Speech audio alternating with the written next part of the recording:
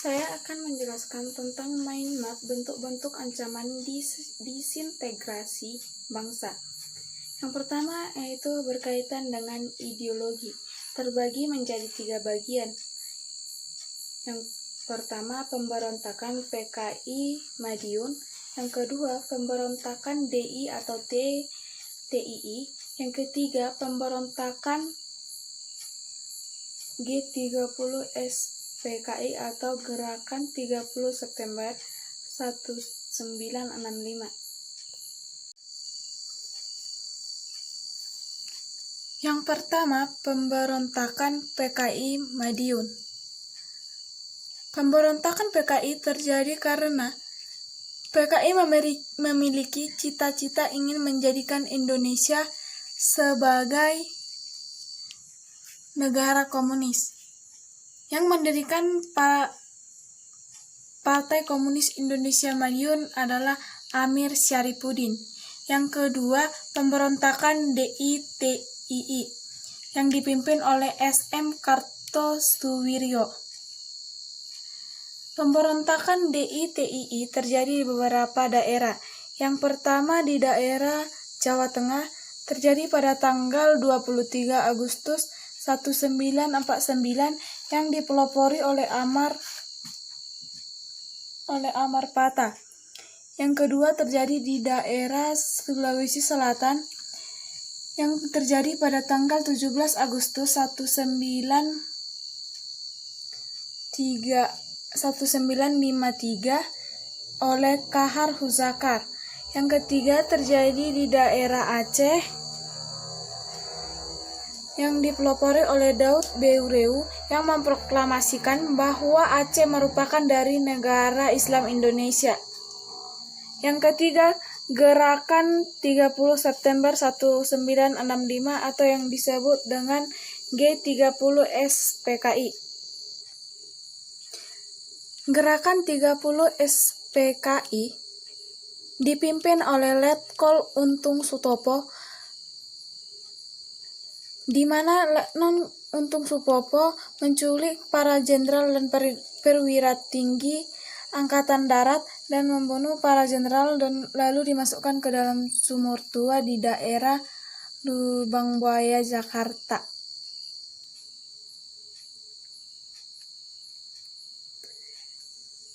Pemberontakan APRA atau Angkatan Perang Ratu Adil dan peristiwa Andi Azazis.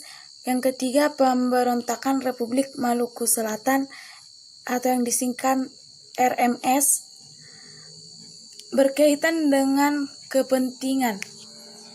Yang pertama, pemberontakan APRA atau Angkatan Perang Ratu Adil.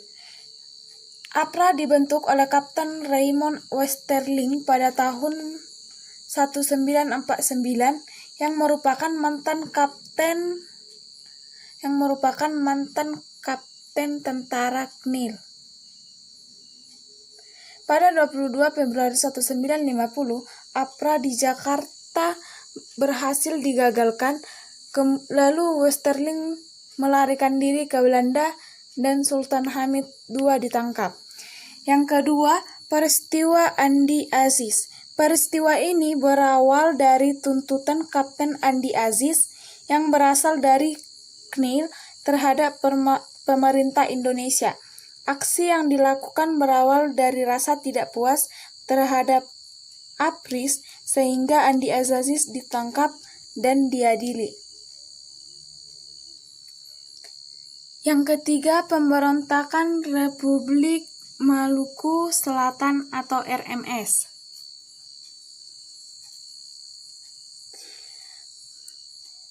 Pemberontakan RMS dilakukan dengan tujuan memisahkan diri dari Republik Indonesia Serikat dan menggantinya dengan negara sendiri.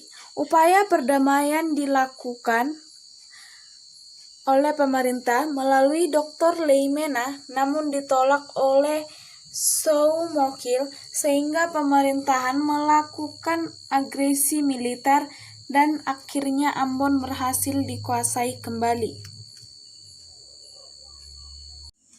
Berkaitan dengan sistem pemerintahan. Yang pertama ada pemberontakan PRRI dan Permesta. Pemberontakan ini terjadi karena ketidakadilan yang dirasakan dari pemerintahan pusat dalam alokasi dana pembangunan.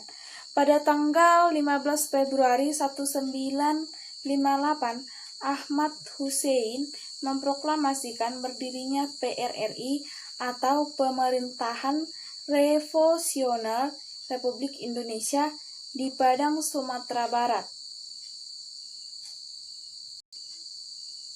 Mr. Syarifuddin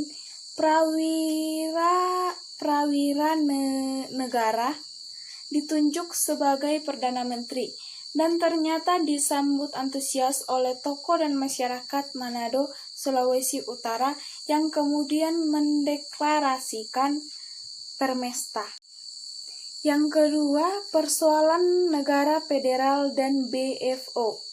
Latar belakang persoalan negara federal dan BFO pada 27 Mei 1948 dikarenakan sikap Belanda yang tidak mau mengakui kedaulatan negara Republik Indonesia. Di BFO ada dua kubu. Yang pertama pro-RI yang dipimpin oleh ID Anak Agung Gdea. Yang kedua pro-Belanda yang dipimpin oleh Sultan Hamid II. Sekian yang dapat saya jelaskan tentang mind map bentuk-bentuk ancaman disintegrasi bangsa.